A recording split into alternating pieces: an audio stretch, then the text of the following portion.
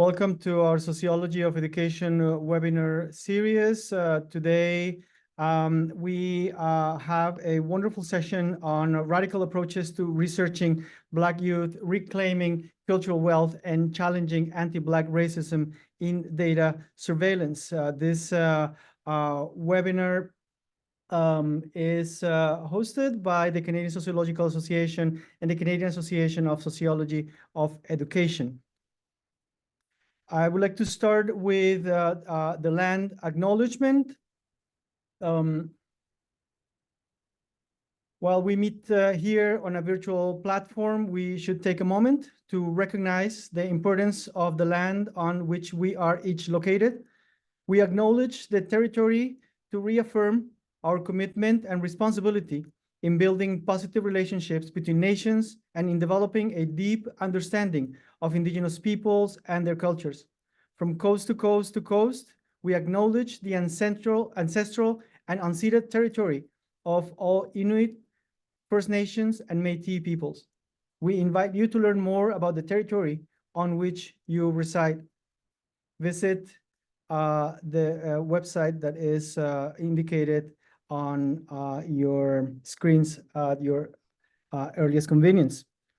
So I'm going to explain some of the guidelines and rules for our seminar today.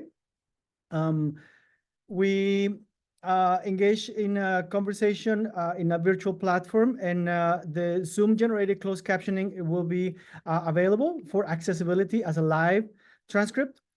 You can share your questions, which may be entered through the Q&A on the chat box that is available on Zoom. We will be addressing questions after the initial discussion, after the presentations. Please note that your name and question will be visible to all the attendees, and you may upvote questions to the top of the list. So if you feel there is a question that is similar to what you were going to ask, and you can upvote so that question can also be more visible and will be selected for the Q&A. You can scroll your cursor towards the bottom to see these functions in the toolbar. So today's presentations, we have two presenters. We'll start with Dr. Beverly-Jean Daniel from Toronto Metropolitan University, who will be talking about reclaiming culture as wealth for post-secondary educational achievement amongst Black Canadian students. The next presentation is by Tanitia Monroe from the Toronto District School Board and the University of Toronto. The title of the presentation is Radical Responses to Data Surveillance in Education, Anti-Black Racism Perspective. So as I indicated earlier, we will have the Q&A after both presentations have concluded. You can type your questions on the chat box, and we will be addressing them at the end. So without further ado, I would like to invite Dr. Beverly-Jean Daniel. You can share your screen, Dr. Daniel, and we'll get started.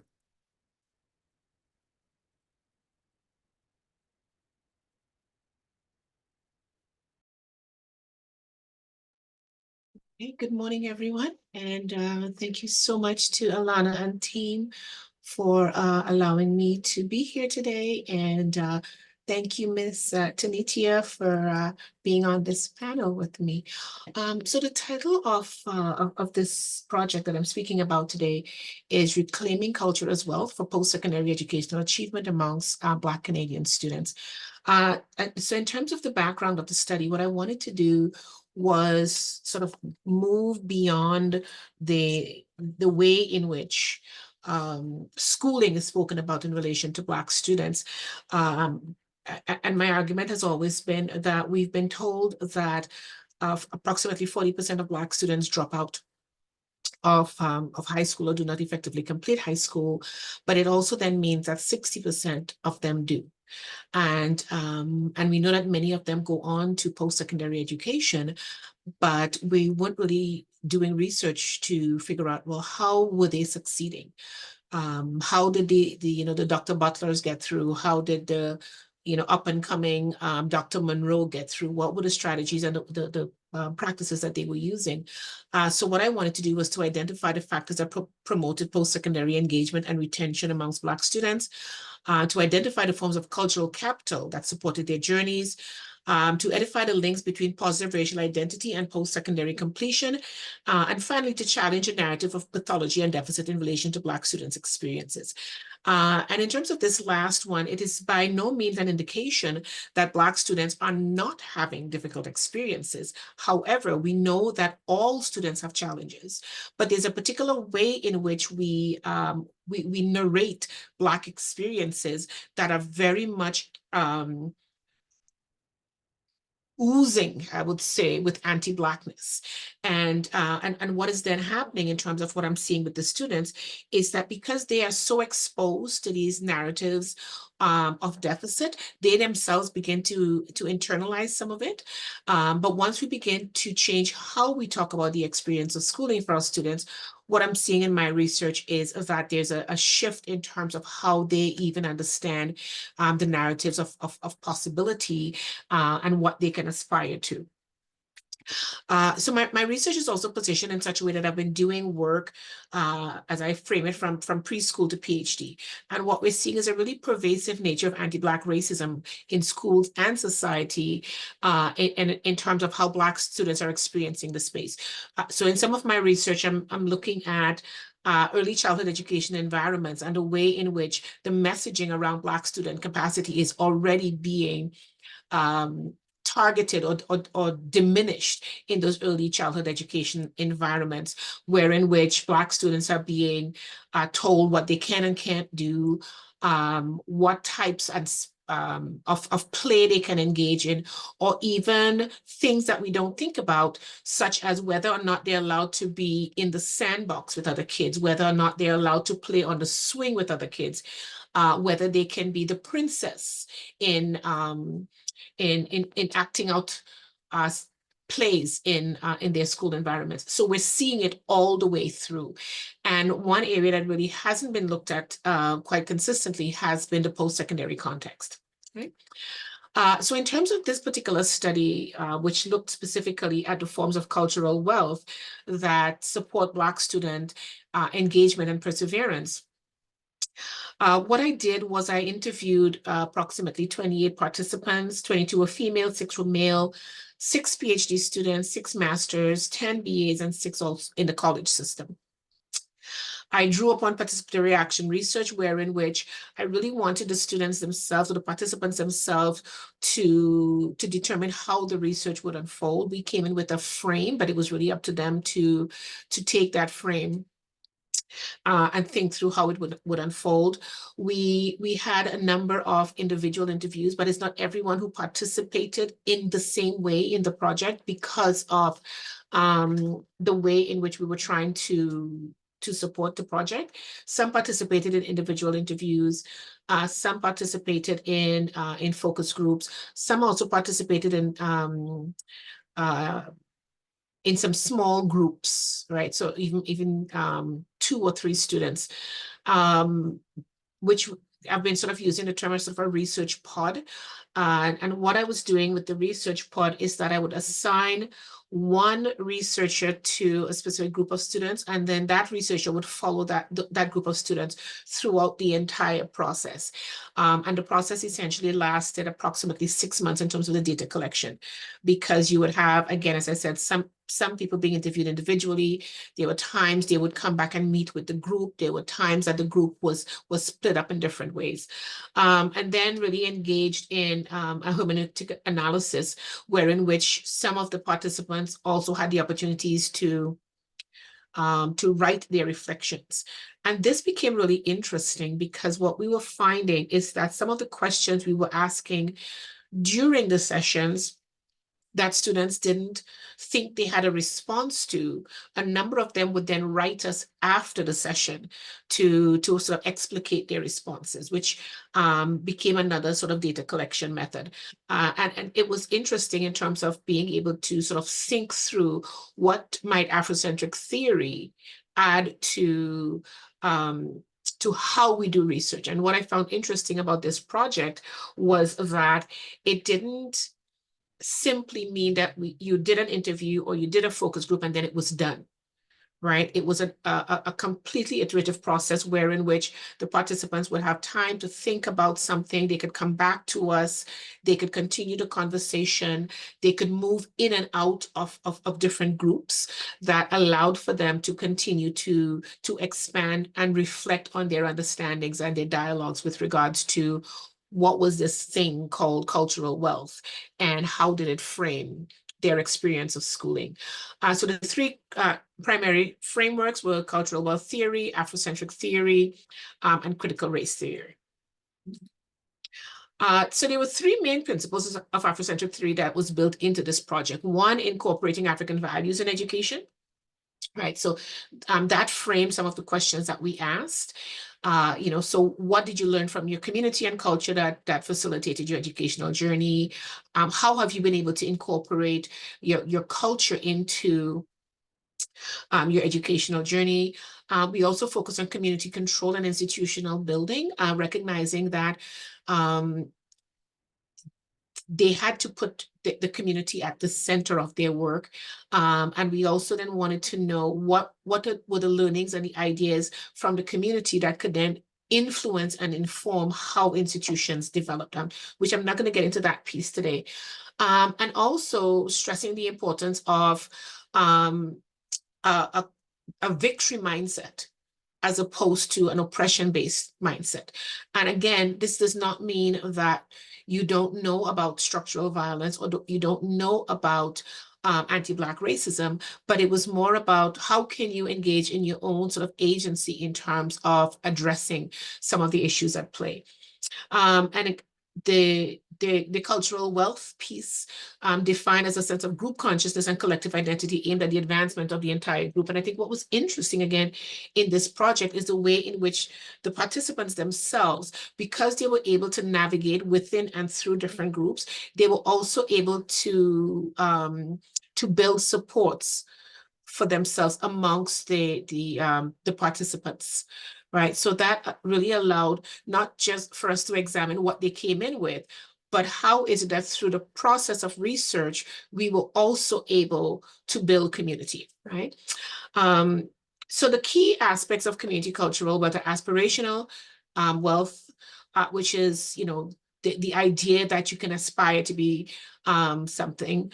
Navigational wealth, how do you navigate these institutional obstacles? Social wealth, or social capital, what are you bringing in terms of your support groups, the linguistic pieces? Are there multiple language frames? And again, the idea of language is being used very broadly here in that it could mean different languages, it could mean different skill sets, it could mean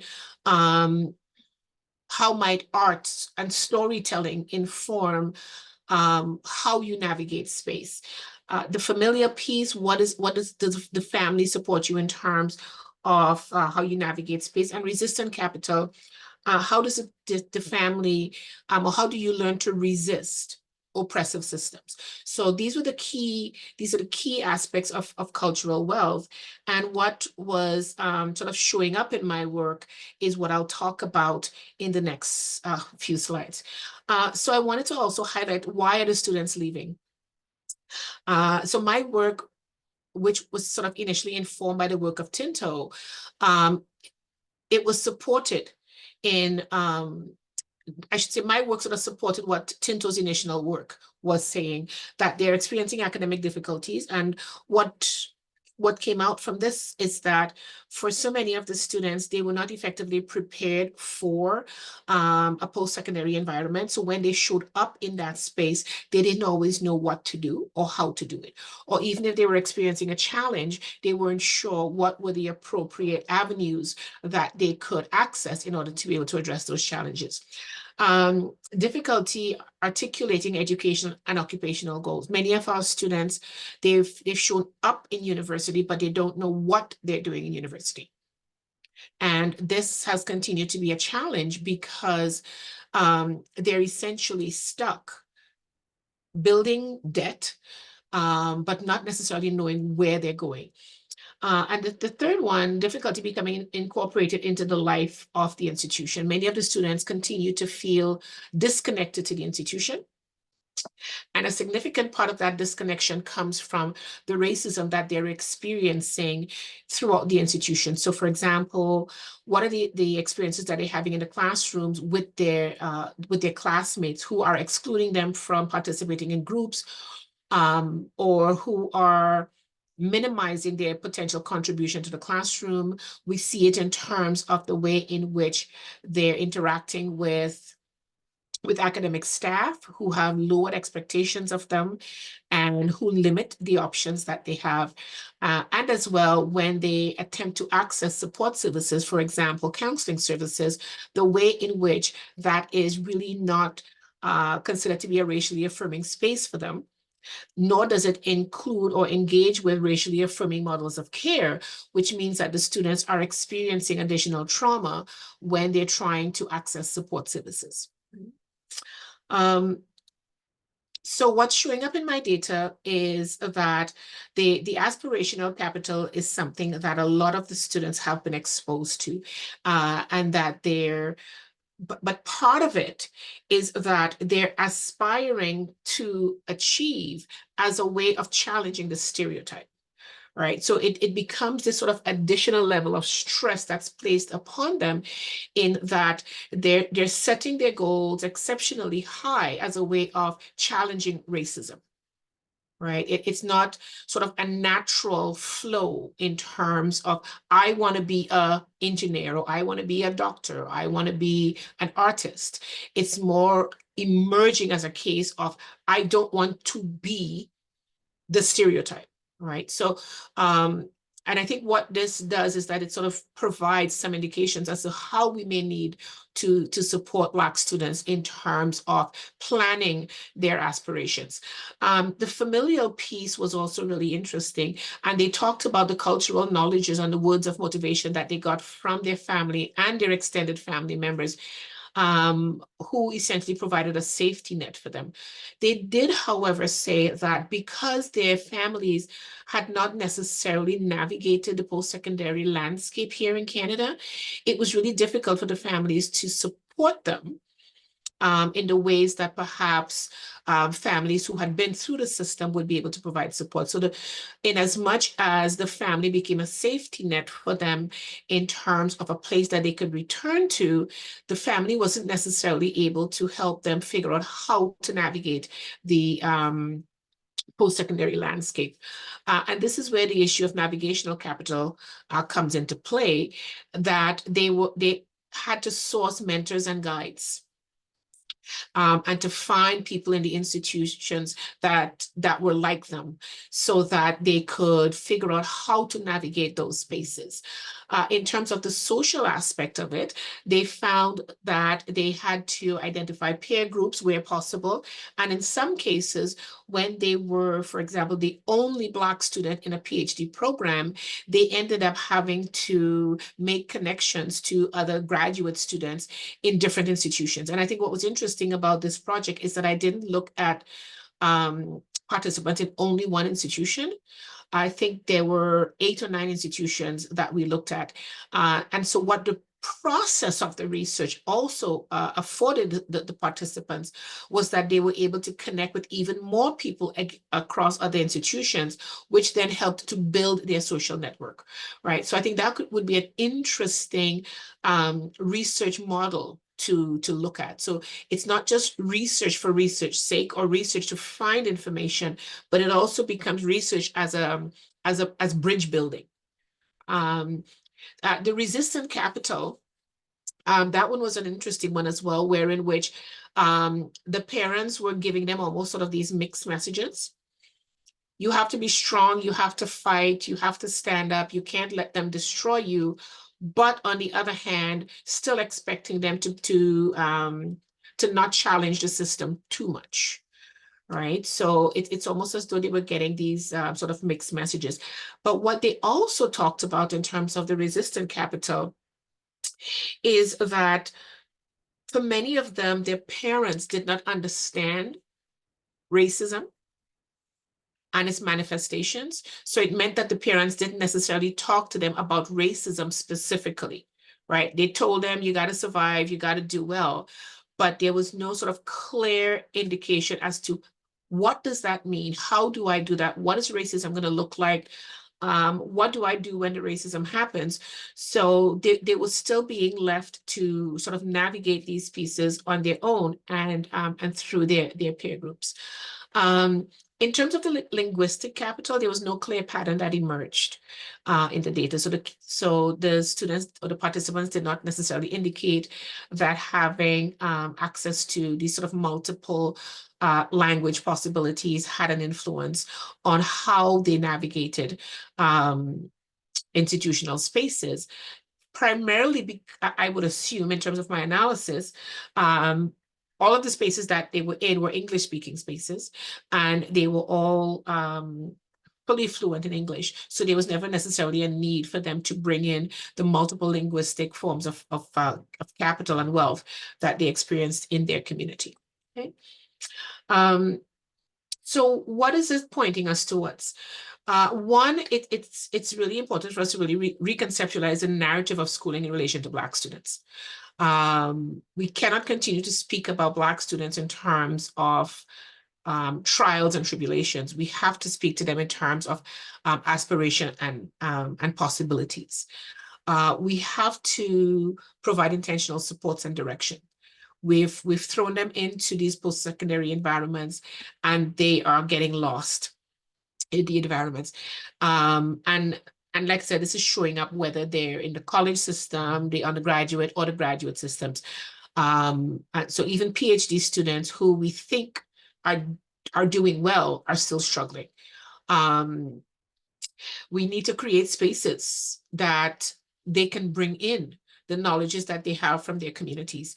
And whether or not this is in terms of the types of assignments that they're allowed to do or the types of research that they're allowed to do. Because what I was seeing in terms of the graduate, the master's and PhD students is that it's either their instructors were expecting them to stick to a particular type of research that they deemed them to be affiliated with. So if you're a Black woman, do research on Black women.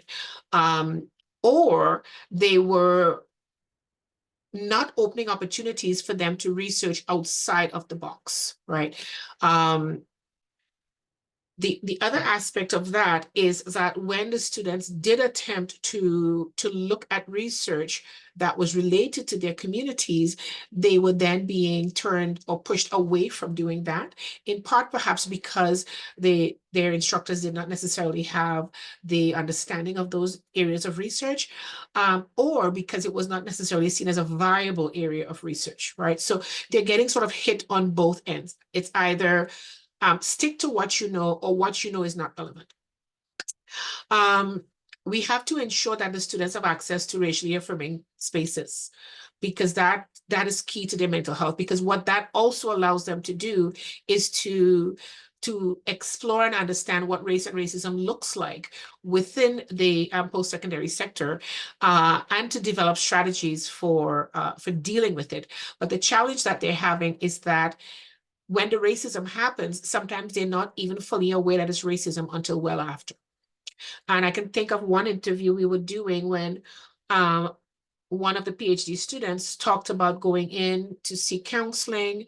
And in the session, the counselor started asking her all of these sort of racially biased questions and how that impacted the experience that she had.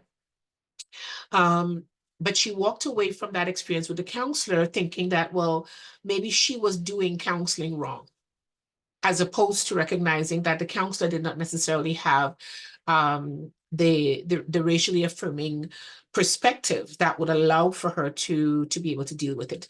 And the other sort of piece to that really quickly is that when the students are experiencing racism and they understand that it's racism, there are no really safe spaces for them to go and speak about the experiences, right? So they're not able to access the institutional supports because most of the counseling and the support staff don't deal with issues around racial trauma. And the last one is sort of providing institutional and community networks for them to build their social, their academic, and their career networks, right? So post-secondary education cannot be simply a case of students coming in and going to class and doing their assignments. We have to conceptualize of post-secondary education for Black students in a bit of a wraparound type of model, wherein which, yes, they're there for their classes, but they're also getting opportunities to develop social connections. They're developing opportunities for academic and career mentorship and development, because all of those things are really key to their success. And so the final piece I want to talk about is the positive Black racial identity socialization. And the reason I'm framing it as positive Black racial identity socialization, and this is showing up sort of across the board, not just in terms of the work that I'm doing at a post-secondary context, but also in terms of the work that I'm doing with students in grades 7 to 12, wherein which the students who seem to have what they're calling a Black identity seems to be really framed within some of the stereotypes of what they've been exposed to, that Blackness should mean. But the students who have a more holistic concept of a Black racial identity are the ones who are showing a much clearer sense of who they are, what their histories are, and they are less focused on either challenging the stereotypes or playing to the stereotypes. And they bring with them an embedded holistic sense of Blackness that allows for them to see beauty in themselves and their racial markers. They can challenge the stereotypes without making the stereotypes the focus of how they engage. They're very intentional in terms of their aspirational pursuits. And it highlights the clear link that needs to be made between positive racial identity socialization and the experience of schooling. So by way of wrapping up, just to say that what my research is showing is that, one, we can do research differently with Black populations that allow for them to feel more engaged in the research process, and as well to enact the research in ways that are viable for them. But it's also showing that there are multiple sources of wealth that they have access to, but we have to be more intentional in terms of supporting them in terms of building those various forms of wealth. Okay. Thank you so much. That is the end of my talk.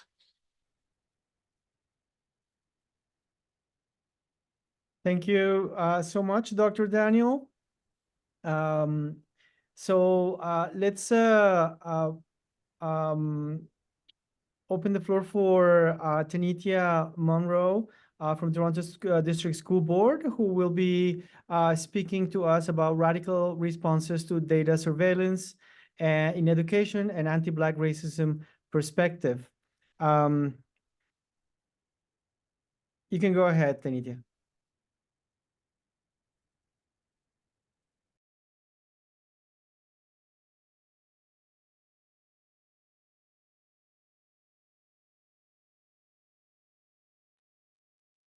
Hi, everyone. Thanks, Dr. Daniel. That was a perfect segue for my entry. I was here busy making notes. Let's begin.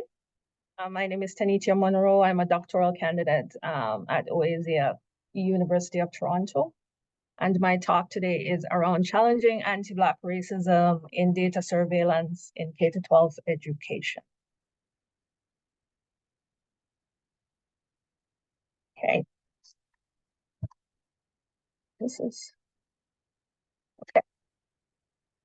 So, as I was sharing, as a Black queer researcher, I'm just grounding myself here. I think about the ways I do research, the process, the production, and the outcomes of inquiry.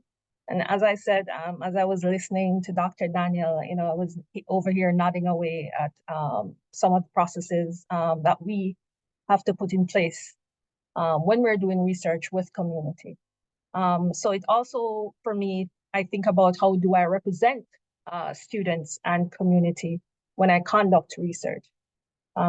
So I try to do the work with intentionality to capture and illustrate the nuanced differences that sits among Black students and their families and how they negotiate K-12 spaces. So I think about their social and material conditions, and I try to bring forth an alternative analysis for referencing their schooling experience, right?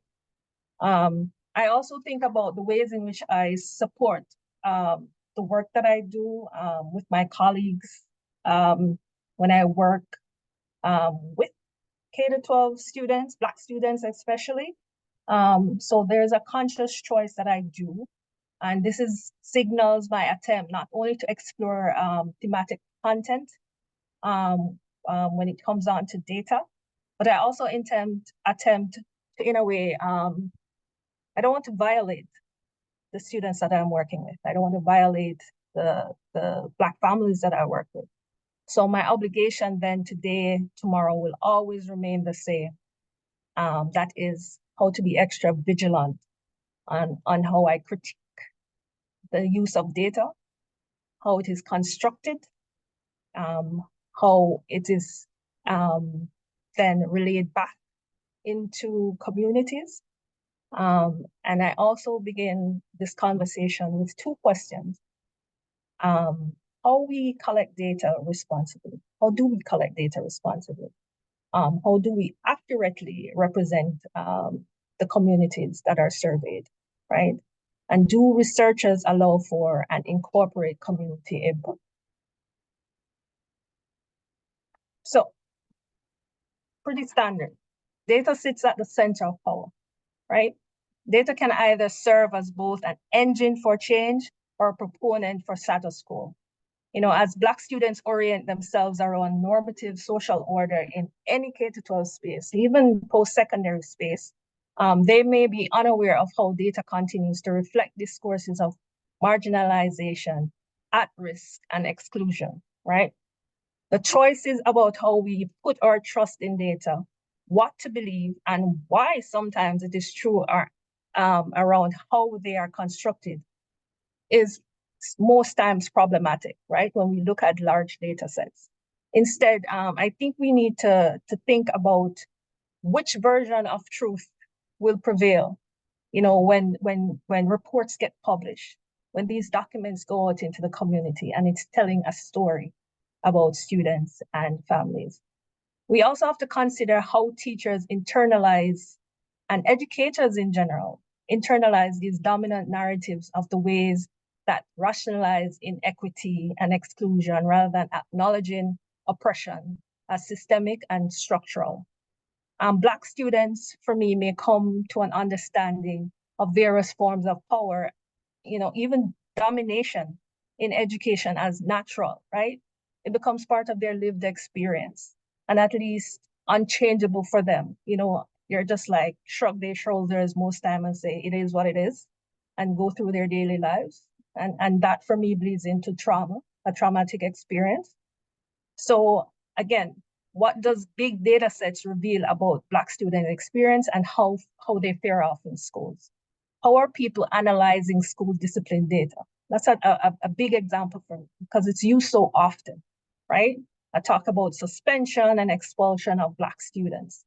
And especially for me, it's understanding that most impacted with these big data sets are Black students who encounter these school disciplinary practices. We also have to think about standardized tests and how it is understood, how it is used, right? What does it highlight? What does it minimize? What story does it tell? It's not far-reaching for me, and as I think about all of this as a researcher, that the idea of many assessments and data is often used to neutralize or regulate their experience. And one has to go beyond the narrow view of understanding the implications of educational inequities that surfaces through data. And I always think about this, and sometimes I have a lot of conversation with my colleagues about, as long as data practice continues to draw upon narratives that verify damaging social norms and hierarchies, Black students will continue to be positioned within discriminatory and inequitable spaces. So the system will always prefer system compatibility, right? Their lives, for me, is always reduced to a form of accounting, right? It's numerical value. I think about like the historical and the contemporary ways that Black youth, like their adult counterparts, are hailed by big data sets. Their lives are reduced to a mere number. Through these numbers and percentages, Black youth experiences are captured, predicted, justified, and controlled. And for me, I'm always echoing every number, every percentage, it represents a child, a family. That's a story behind it, right? They always appear as commodities, revenue streaming in schools or for funding, statistical deviation, benchmarks. These catchphrases that we use as researchers, right? Benchmarks improve learning, assessment, and assessment for special education, or vectors of risk. I go back to school discipline. The dangers that emerge when researchers and educators do not engage in processes that can circumvent the misinterpretation, misinformation, and misrepresentation of individual communities and institutions is problematic, right? There has to be something in place that when we're telling the stories or attempting to tell the stories of Black students and families, that we do it with an ethic of care.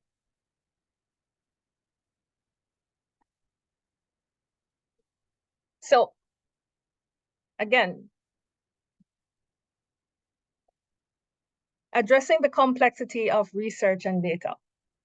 I think about the two distinct approaches to data, one representing the interests of the institution, any institution, educational institution, and the other expressing how we do a better job of representing Black students in these controlled knowledge validation processes, right? As a researcher, I try to make the move of what is to what could be.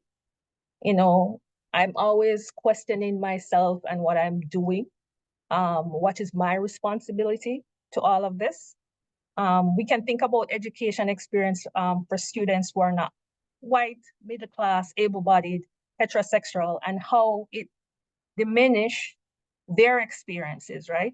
And we have to also think about those that are outliers in what is normative in any education spaces, what their experience is about, right? We have to think about Black students' experience. We have to think through it and about it. And there's a question that I keep in the back of my head, right? Is the use of large data sets in K-12 education able to exceed the historical and contemporary understandings of Black students as anything more than damaged and broken, or entire Black communities as depleted, right? So I always think about that when I'm troubling any kind of like data sets or what is happening or any reports. I think about that. Can we do that, right?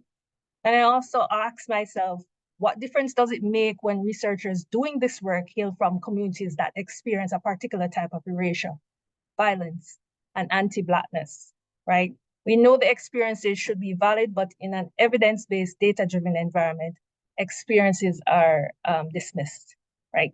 So oftentimes we have these big data sets, we have these big numbers, these big stats and quantitative reports, and there's nothing qualitative to explain certain things, right?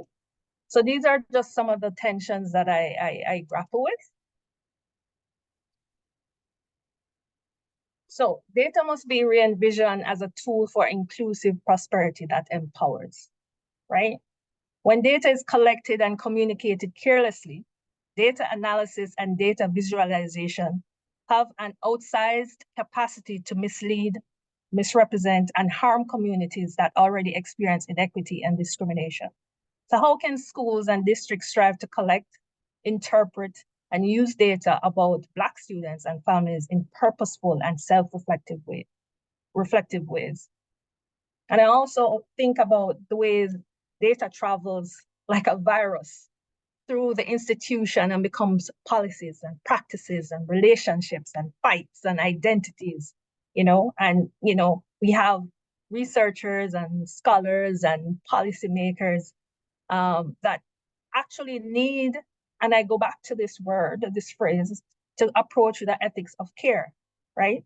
How are we able to reevaluate the ways in which students, Black communities are over-researched, right? Always under that microscope of being researched, but yet underrepresented, undervalued, under-resourced. And then, they attach at risk, marginalize to students or communities, right? So there needs to be careful reconsiderations and reframing of research and the portrayal of historically and currently relegated students and communities that are often just tossed to the margins, right? How are we thinking about equity in collection of data? What about using an equity lens when we're interpreting and analyzing? So for me, my colleagues and I, we try to amplify students. We try to ensure that their voice is heard, their agency is there and present, right? So what we've been doing in my little circle at the board is rethinking educational research using student voice. And we do that through youth participatory action research. And for us, we cannot dismiss how research is done and applied and how it tends to elevate oftentimes individual over community, right?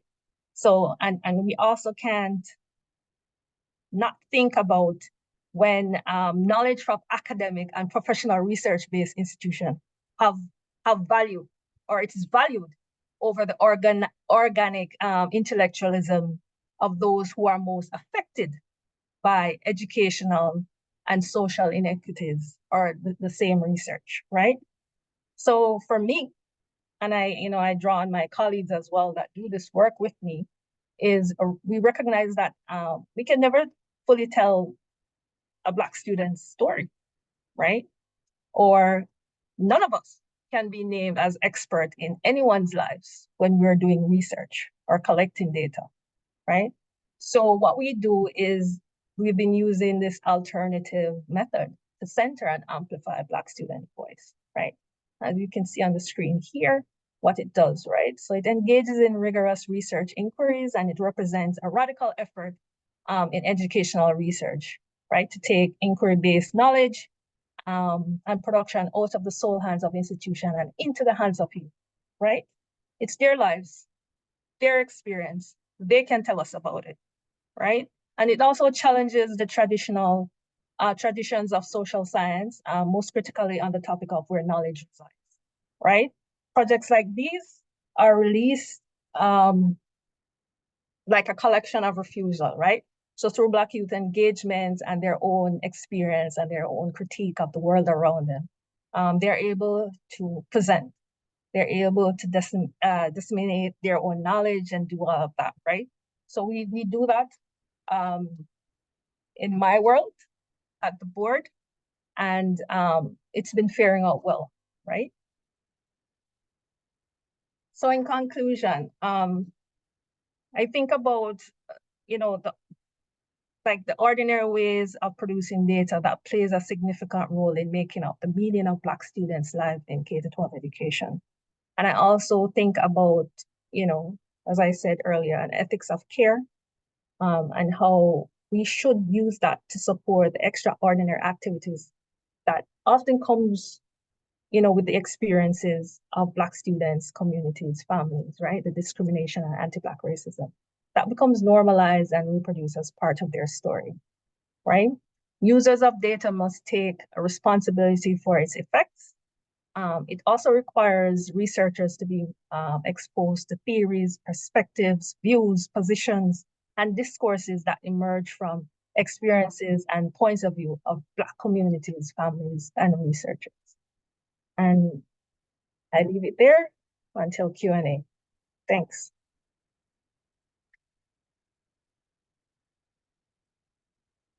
Thank you, Tanitia, for a wonderful and insightful presentation. So at this point, we will move on to the Q&A. And that's all we have for today. Thank you very much to all of you for attending our webinar. It has been a very insightful session today, and I would like to thank Dr. Beverly-Jean Daniel and Tanitia Monroe for their presentations, their insights and comments today. We hope to see you again in future events and webinars scheduled for the rest of the year. This concludes our webinar. I will ask all participants, or sorry, I will ask anyone, all attendees to please log out